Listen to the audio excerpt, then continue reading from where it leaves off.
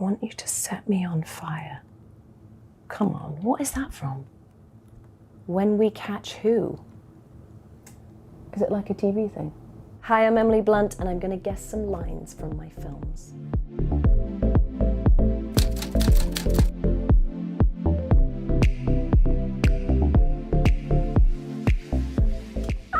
Okay. You went upstairs, oh my God, why didn't you just crawl into bed with her and ask for a bedtime story? Devil Wears Prada.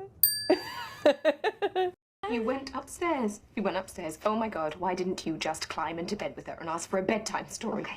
I didn't know enough in any way about the fashion industry going into that movie. I didn't quite realize how intense it was, and friends of mine who've worked in the fashion industry say that that film does manage to capture that. But I think it was a bit of a voyage of discovery for me in every way, like not just about the industry itself, but about style and the art of it and like how important it is. And I think I'd just been dressing like a teenage boy until that happened, and I learned a lot. You don't get to commit the sin and then ask us all to feel sorry for you when there are consequences. I know this because it's recent, it's Oppenheimer.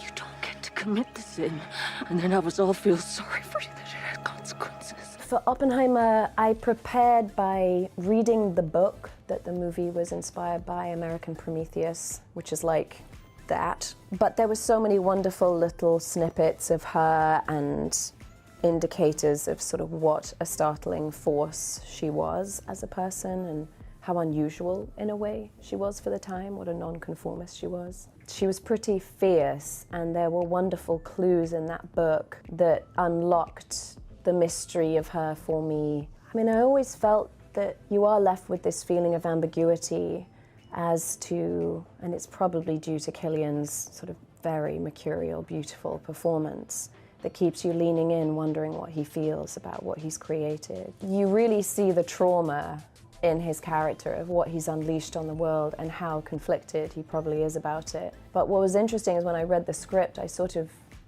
wasn't sure if he was truly atoning for his sins or if he was sort of playing the martyr to try to absolve himself of it.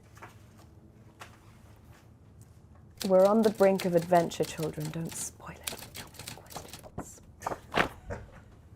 Mary Poppins. We're on the brink of an adventure, children. Don't spoil it with too many questions. There's something about the buoyancy or the atmosphere that Rob Marshall creates. I miss making musicals with Rob.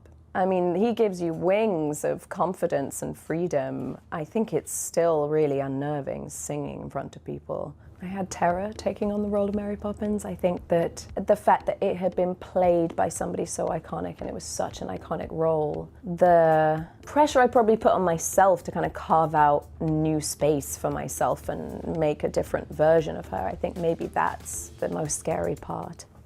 What is your crossbow doing on the kitchen table? It's, there's only one movie I've had a crossbow in, it's 5-Year Engagement. Wow, pulling that one out. Whoa. What is your crossbow doing on the kitchen table? I was glued to Jason Segel for the entirety of that movie. You know, it was a 5-year engagement, so we were in it with each other. I'm a little... Oh, this gets me, okay. I'm a little rusty in the Pukamatuna dialect, so I want you to translate what I say word for word. This is Jungle Cruise. I'm a little rusty in the Pukamatuna dialect, so I want you to translate what I say word for word. Okay. That scene was so impossible to get through. I mean, I've never claimed to speak Pukamatuna. You'd have to take that up with Dwayne Johnson, who claims to speak Pukamatuna. Hearing Dwayne Johnson speak Pukamatuna, which he clearly was just making up on the spot, I just remember Jack Whitehall and I just weeping with laughter. Tata Shawawasu. Yene Yeuri Wasawa McGregor. Supapariasu. Watashi Titaka. I remember Jama, our director, going like, guys, please, I literally don't even have a scene to cut. It was impossible. That was one of the hardest days on set. Who are we if we can't protect them? We have to protect them. Quiet Place. Quiet Place, part 1. Yeah. because I said that to John when he was still alive. But Who are we? If we can't protect them. I mean, I love the freedom of the unspoken stuff between people. I love it even in a regular movie. It's sort of the more interesting parts of scenes is the space between people. So I loved the challenge of it, and you can communicate so much, you realize, you know, without having to overword things. Okay. All this power wasted on parties when there are far greater uses. What is that from? All this power wasted on parties. Parties. I'm not talking about political parties, are we? What are we talking about? What is that from? What have I done? Oh my God. Oh, for God's sake. My Little Pony, the movie. How did I not pull that out? All this power wasted on parties. My favorite pony is the one I played. Tempest? Is her name Tempest?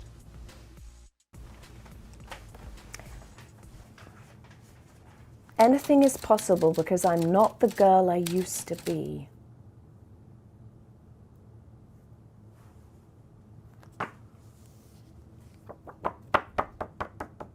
Is it Young Victoria? Oh. Is it some random one again? Anything is possible because I'm not the girl I used to be. I don't know. What is it? Anything is possible because I am not the girl I used to be. Of course you read the book, you know, and then you realize you're going to have to create your own version of what people have loved about the character. And also just that you've got an unreliable hero is kind of fun to play that, because you're kind of playing two things with that part. You're playing the truth of what she's experiencing, but also you need to remember what the audience are going through and kind of thread that needle between truthful and also trying to pull the wool over a bit. It was fun. Come find me when you wake up, I say to Tom Cruise in Edge of Tomorrow. Or All You Need Is Kill, or Live, Die, Repeat. It could be any of those titles. I don't really know why it has so many titles. What? Come find me when you wake up. I mean, I don't think I'd really properly ever worked out before that movie. I think I'd done what most people did in the gym, which is sort of wander around checking their phone, and I was unprepared for how hard that was going to be. Like 2 workouts a day for 3 months, and those exosuits were so heavy and so extreme. But I kind of loved transforming like that for a part. It was pretty cool. I love working with Tom. He's really joyful to work with because he's so excited about the process. He's so passionate. He was unbelievably generous to me, and I felt challenged me and sort of tightened the screws on me when it came to what I thought I could do physically. And you know, he's got no problem jumping off buildings, so you kind of have to join the party a bit. When we catch him, I want you to set me on fire.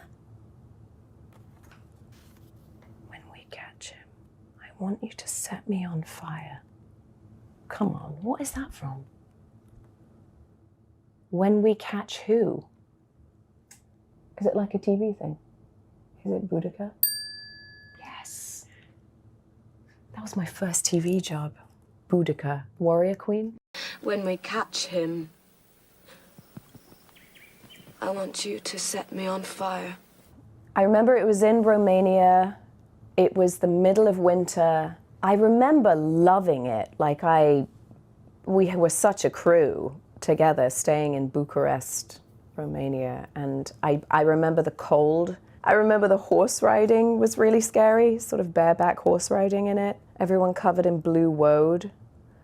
And I remember one really seedy nightclub that we went to. I mean, I'm still in disbelief now that I get to do this job. It is such a gift. I just love it so much. And in the beginning, I don't remember having sort of outlandish ambitions for myself. I remember being thrilled at whatever gig I got. So I still maybe disassociate a bit like where I am now compared to where I started out.